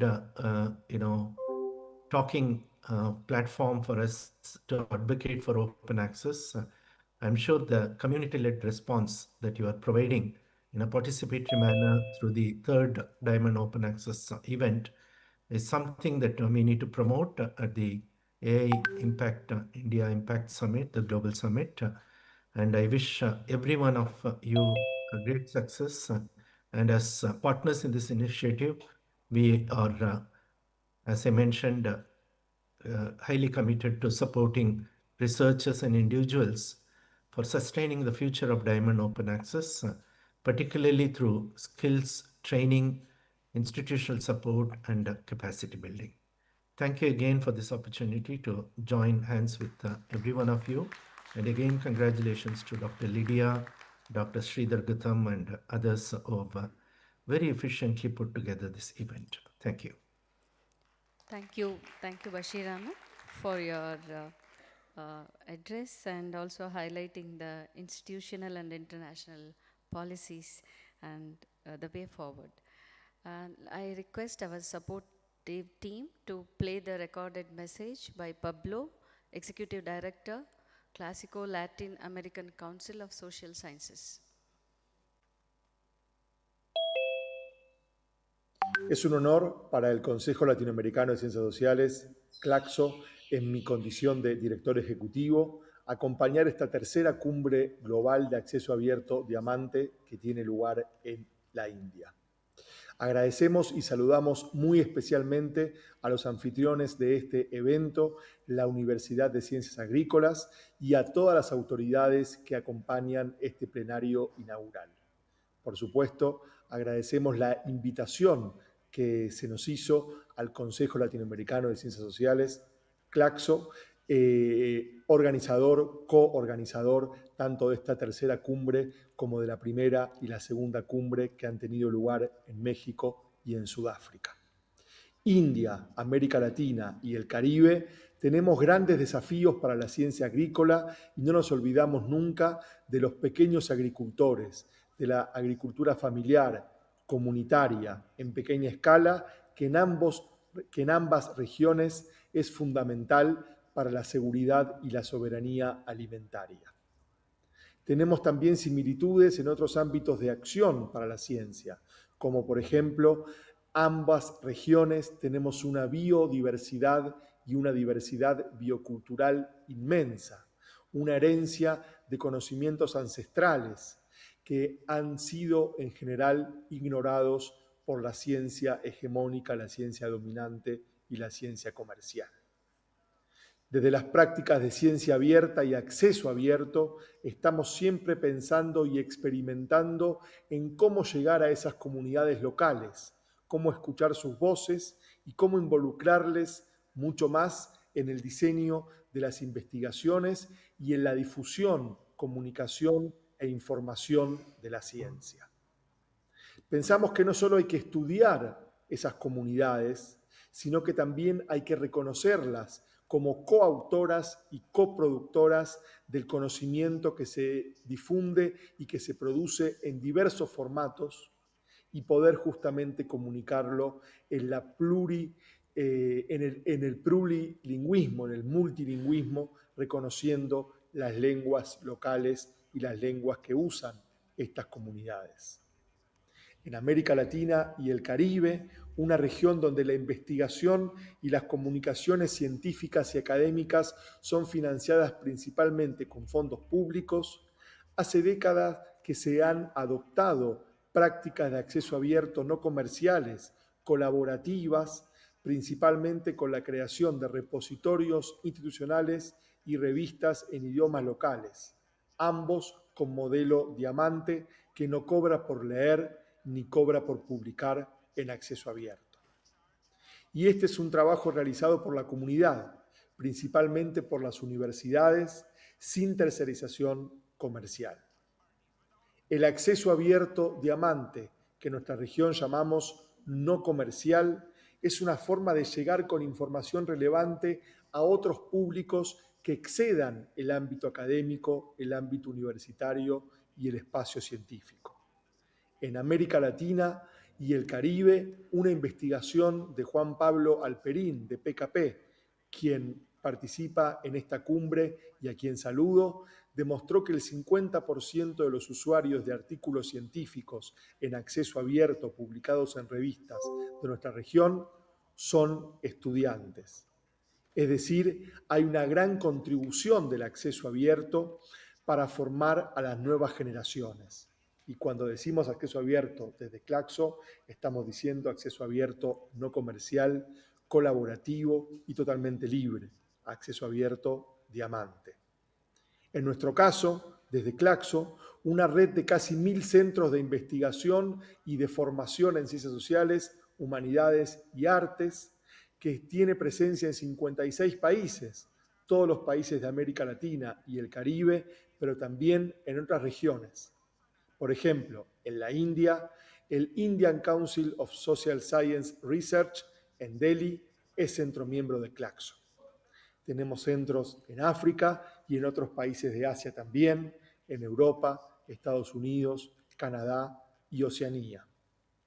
Darle visibilidad y acceso abierto a la producción de las ciencias sociales, las humanidades y las artes de América Latina y el Caribe en versión impresa ha sido siempre difícil por los costos de envío entre ciudades y países de nuestra región. Por ese motivo y por la necesidad de democratizar la ciencia, de favorecer o promover la apropiación social y ciudadana de la ciencia, hace 30 años decidimos como política que todas las publicaciones de Claxo se difundan en acceso abierto no comercial y promovemos ese modelo de publicación en nuestra región, difundiendo buenas prácticas, organizando eventos y organizando también escuelas y capacitaciones. Estamos convencidos de que el acceso abierto y la ciencia abierta son también herramientas para producir una ciencia más inclusiva, participativa e igualitaria, que reconozca diversidades y contrarreste desigualdades. En el marco de esta cumbre, Solange Victory, quien trabaja en el área de publicaciones de Claxo, explicará detalladamente este trabajo que realizamos en Claxo. Solange presentará mañana en la sesión simultánea del área de Humanidades, Artes y Ciencias Sociales y también lo hará el día jueves en el taller sobre fortalecimiento de las sociedades científicas para el acceso abierto diamante. También participamos en el movimiento internacional que promueve el acceso abierto no comercial, prestando especial atención a actividades de cooperación sur-sur en investigación y en temas de ciencia abierta y acceso abierto. Por ejemplo, hemos presentado en forma virtual la perspectiva de nuestra región sobre acceso abierto en eventos en India, en Bengaluru en particular, y en eventos Open Access to Humanities and Social Science Research, y también el Open Access Webinar, además de presentar en la conferencia OSAN Open Science South Asia Network Conference.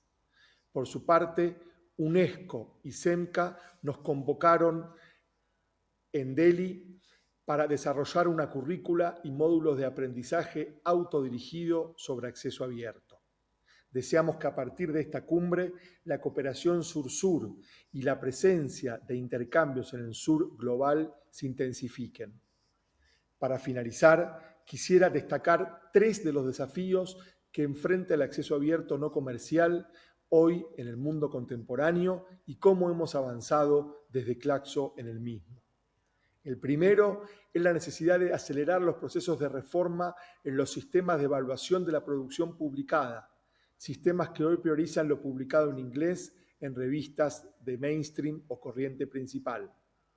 Claxo promueve esas transformaciones desde el Foro Latinoamericano sobre Evaluación Científica, el FOLEC, quien es representado en esta cumbre por su coordinadora, Judith Naidorf, quien presentará mañana en el plenario 4 el trabajo políticas de evaluación de la investigación responsable como camino hacia el acceso abierto diamante.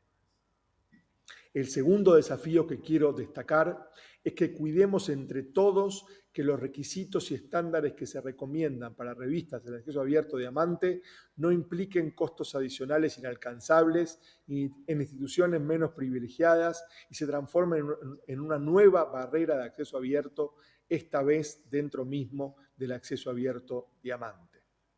El tercer desafío que quiero destacar, por último, es la necesidad de promover, incentivar y financiar iniciativas colaborativas de acceso abierto Diamante desarrolladas e implementadas por la misma comunidad, que puedan compartir experiencias, costos y servicios, más que pensar en tercerizar los desarrollos, con el riesgo de que esta práctica de tercerizar encarezca el acceso abierto Diamante y nuevamente las instituciones menos privilegiadas queden excluidas y se refuercen las desigualdades que ya existen. Deseamos que las actividades formales e informales, los encuentros, los intercambios, las mesas, los debates de esta cumbre fortalezcan a la comunidad global de acceso abierto Diamante no comercial en este mundo que requiere, que necesita más colaboración, más multilateralismo y más participación de las comunidades en la producción y la circulación de la ciencia. Muchas gracias.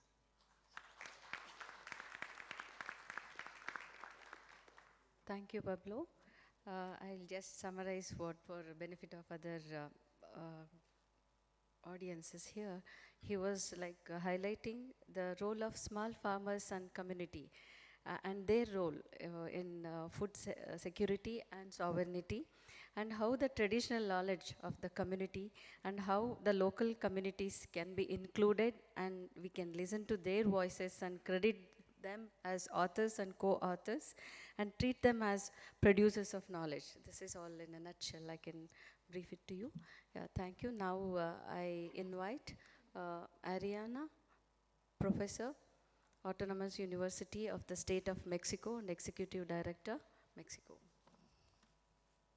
Can see that I can use my native language. I will switch to Spanish. Así que muy buen día para todos ustedes. Acá en México es cerca de la 1 de la mañana. Espero estar suficientemente lúcida para dar esta introducción. Muchísimas gracias por hacer posible que pueda conectarme el día de hoy en línea. Es realmente una pena que no pueda acompañarlos de manera presencial. Me hubiera encantado poder compartir esta experiencia de conocer su país y espero hacerlo muy pronto. Felicidades al equipo local organizador y a todas las organizaciones que están muy bien representadas allí en el evento y que hicieron posible esta tercera cumbre de acceso abierto Diamante. Yo quisiera compartirles el día de hoy, en estos minutitos, hablando de este producto final que se espera como parte de esta cumbre, que es precisamente un roadmap, ¿no? Un marco de acción de cómo imaginamos el acceso abierto Diamante o el futuro del acceso abierto Diamante. Yo quisiera compartirles lo que estamos haciendo en México y me da mucho gusto haber escuchado en el panel anterior a Pedro representando las acciones gubernamentales que se están trabajando en México, porque me da pues una muy buena introducción a justo lo que quisiera mostrarles el día de hoy. Y en para fines de de esta pequeña plática, quisieran ahora usar el sombrero diferente, no hablar desde la perspectiva de Redalic. Ayer a los que estaban presentes en el workshop hablamos un poquito de esta infraestructura abierta, que por supuesto siempre hablo desde esta infraestructura, por supuesto, pero ahora quisiera hablar desde mi posición también como secretaria de Ciencia de la Universidad Autónoma del Estado de México y lo que estamos haciendo para poder implementar el modelo de ciencia como bien público, que mucho se habla de ello. Creo que todos los que estamos en este evento lo comprendemos y justo es la visión que compartimos, pero ¿cómo pasamos de la visión a la acción, de la visión a la operación de este modelo en la actividad cotidiana de las universidades, de los financiadores, de las diferentes instituciones y stakeholders que sostienen la comunicación científica. En México tenemos, como bien lo ha descrito Pedro hace un momento, solo tengo una lámina, ahí está bien, muchas gracias. Tenemos un contexto en nuestro país que no tiene precedentes. En nuestro país se reformó la Constitución para hacer explícito el derecho a la ciencia en el 2019 y a partir de ahí se han venido actualizando y reformando diversas leyes en materia de ciencia, tecnología e innovación, incluidas pues la política soberana que ya comentaba Pedro, que también pronto tendremos disponible junto con muchos otros mecanismos a nivel nacional para poder lograr este derecho a la ciencia.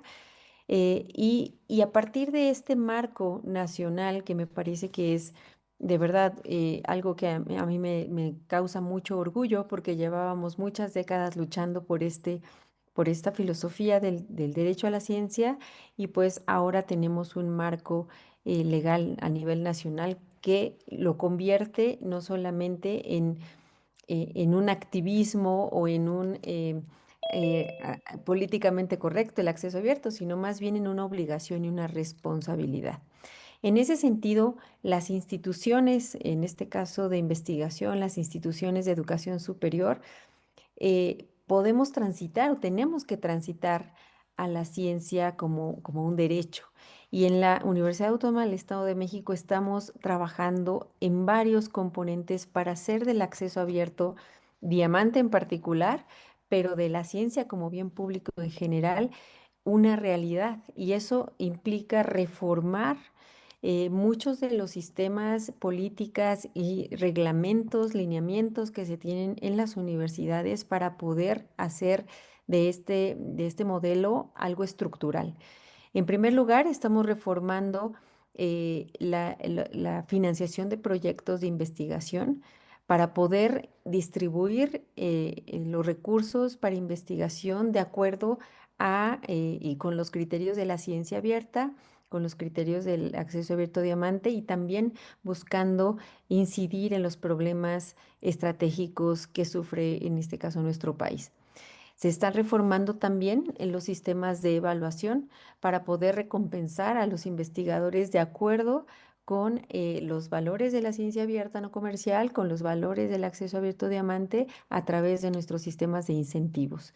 Se está también trabajando en una guía para cómo los investigadores pueden transitar de décadas de un modelo neoliberal que privilegiaba y recompensaba el publicar principalmente en otros idiomas, en publicar en revistas fuera de la región.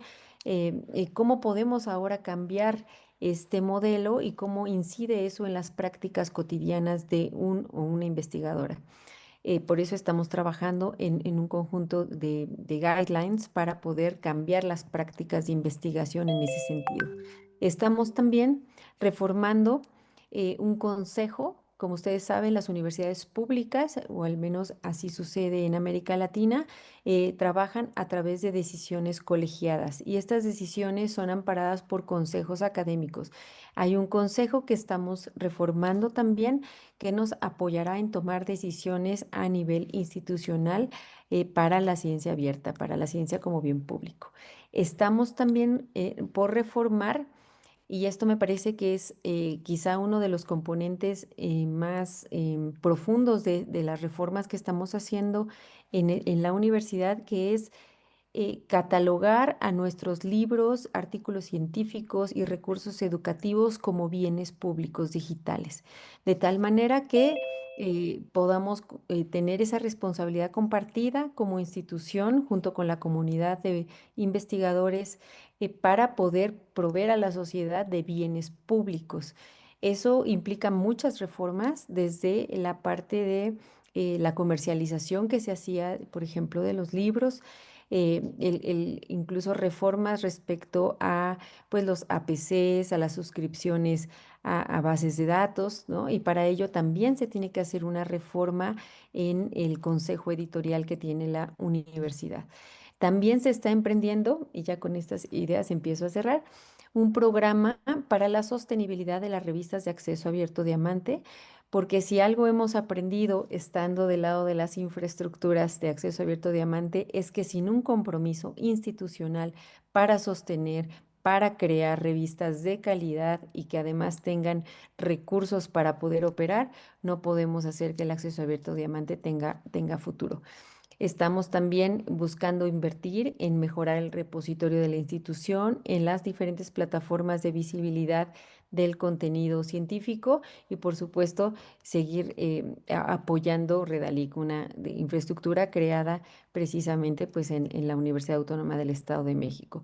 Y finalmente, en cuanto a desarrollo tecnológico, que también es sumamente importante, estamos buscando un licenciamiento que nos permita la transferencia equitativa del desarrollo tecnológico e innovación que se genera a partir del conocimiento científico, para poder hacer llegar los beneficios del desarrollo tecnológico y la innovación a la sociedad en general, así como se hace llegar al sector productivo, pero también de manera equitativa a la sociedad en general.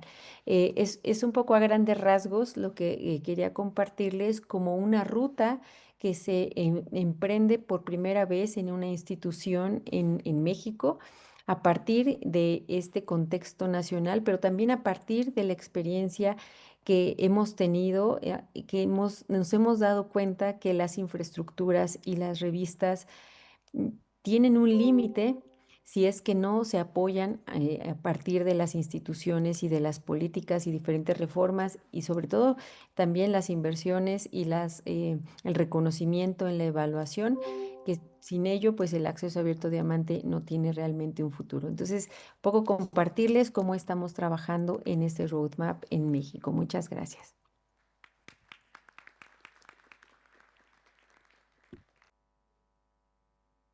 For showing us the roadmap for science as a global public good. And she also emphasized on right to science and how this liberal model helped day-to-day practices of researchers. With this, ladies and gentlemen, we have come to an end of this inaugural session. I would like to thank all the dignitaries on the dais and also the rapporteurs, Melanie, Jonah Ball for this session, and also Dr. Abhirami for acting as the rapporteurs of this session. Yeah, thank you. Yeah, I also thank all the speakers online and who also physically presented here. Thank you one and all. Now, ladies and gentlemen, we will be starting the next session, that is plenary session 1. It is on global and regional roundtable policy convergence and capacity needs. This session will be organized by UNESCO team. The chair is Zainab, and we have panelists. I hand over the stage to Zainab and his team to conduct the proceedings. Thank you.